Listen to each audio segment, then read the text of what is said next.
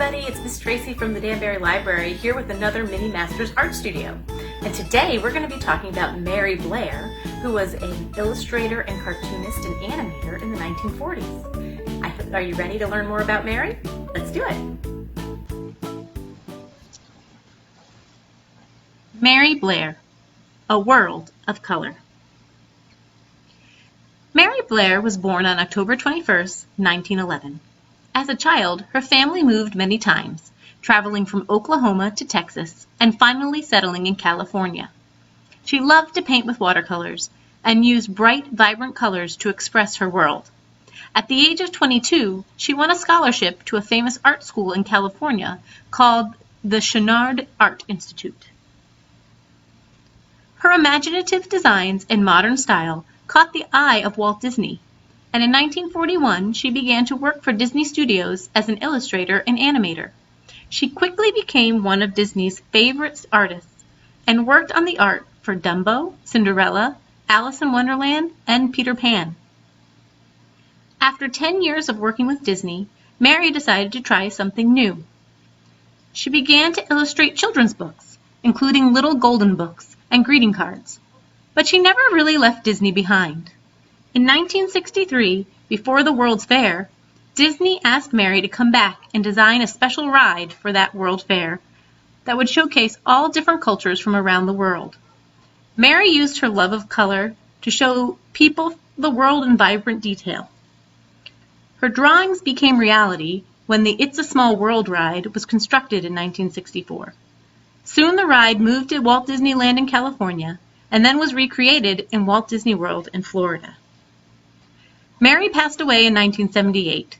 She was one of the first women to become a Disney animator and is credited with introducing modernist art styles to Walt Disney and his studio by using primary colors to create swirling and highly imaginative images that influenced many of Disney's feature films in the 1940s and 1950s. Today's story is called A Pocket Full of Colors, The Magical World of Mary Blair, Disney Artist Extraordinaire, by Amy Guglielmello and Jacqueline Torville, and illustrated by Bridget Barriger.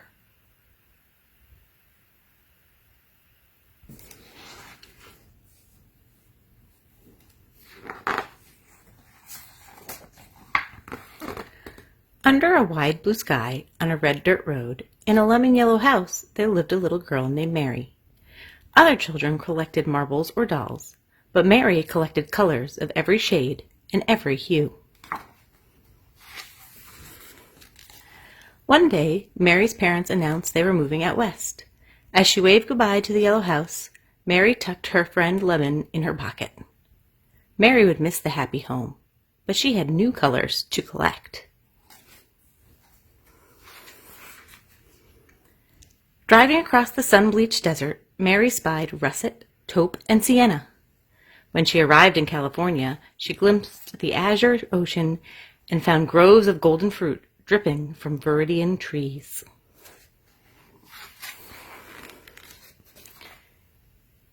In the city, she discovered steel-gray buildings and mauve-tinted skies. Mary opened her sketchbook. She mixed her paints. She would save these shades for just the right time.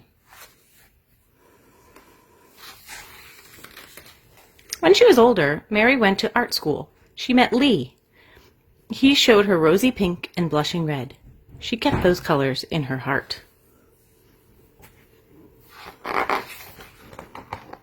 Mary landed a job at Walt Disney Studios, one of the first women ever to be hired. Finally, a place for her colors to run and dance and play as they pleased.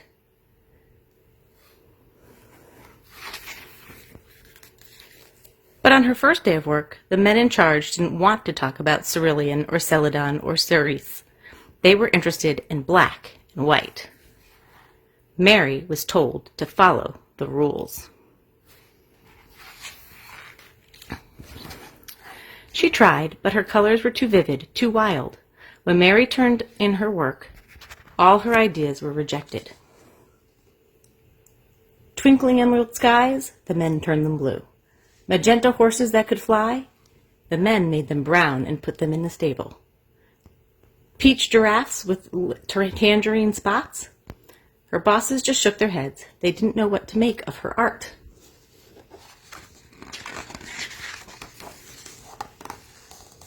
But Walt Disney, the man who owned the company, did. He loved colors as much as Mary and asked her to join him on a trip to South America to meet some new ones.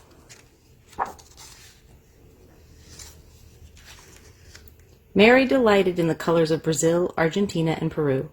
She worked hard to capture the vibrant scenery. When it was time to go home, Mary's bag burst with fuchsia and teal, aquamarine, indigo, lime green, and banana yellow.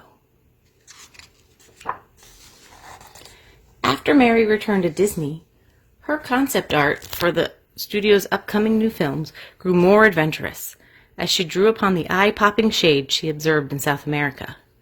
Cinderella needed a teal pumpkin coach, the caterpillar in Alice in Wonderland could only be aquamarine, and the mermaids in Peter Pan simply had to be lime green.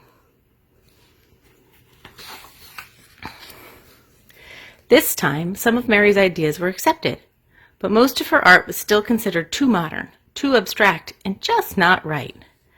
Mary's colors encouraged her to leave the men with their black and white lines and strict rules. So she did.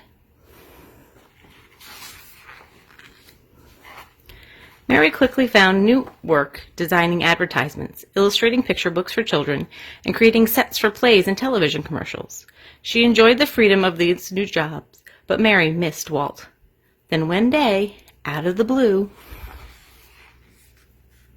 her phone rang, and it was Walt. "Mary, I have a project for you. I need your wild and beautiful colors," his voice boomed. Walt explained his idea to build a magical ride that would teach people about cultures from around the world. The ride had to be full of color, which meant that there was only one person for the job.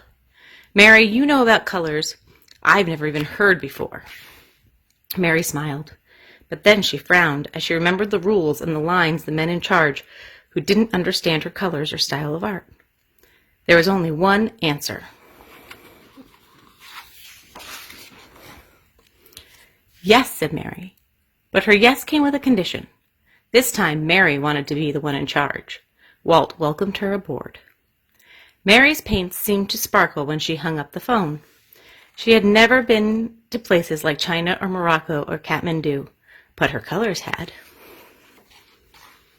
Sitting down to work, she squeezed out dabs of paint: lemon yellow, aquamarine, and azure, mauve, taupe, and tangerine, russet, sienna, and steel gray, celadon, cerulean, cerise, magenta, teal, indigo, and emerald shine from her palette.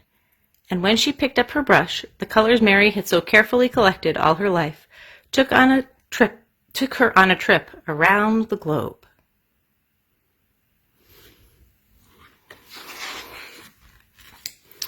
When the work was done and the ride opened, people gasped in awe. "It's a Small World" was a sensation.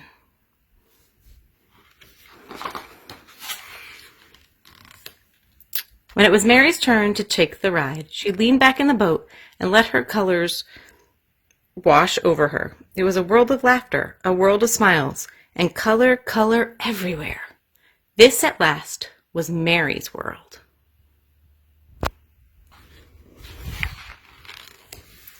The end.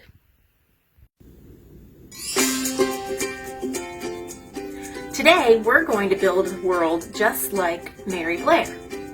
We're going to be using some cutout shapes and some crayons to make our small world.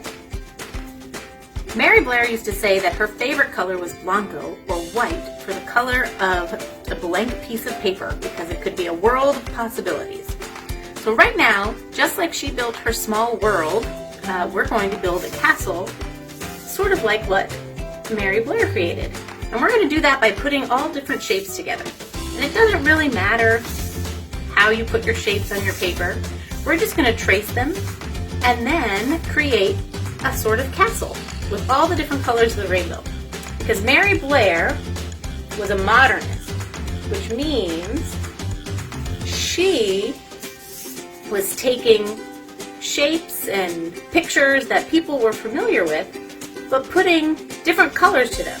So she had maybe would make her sky purple, or she would make a pumpkin teal, or maybe a giraffe peach. And that's how she liked to interpret her world. So today we're just going to build some buildings with our shapes. And you can do it. Trace them on your paper however you want to. Just like this.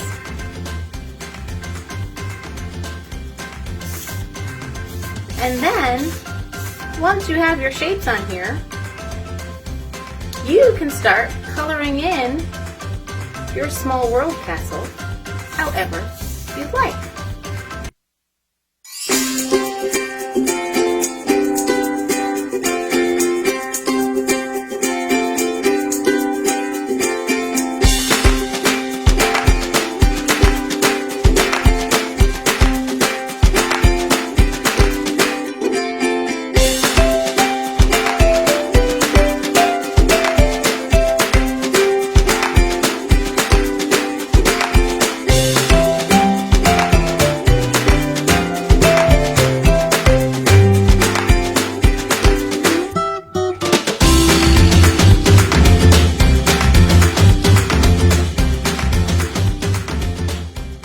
Great work, everybody! I can't wait to see the worlds you created with all the colors in the rainbow.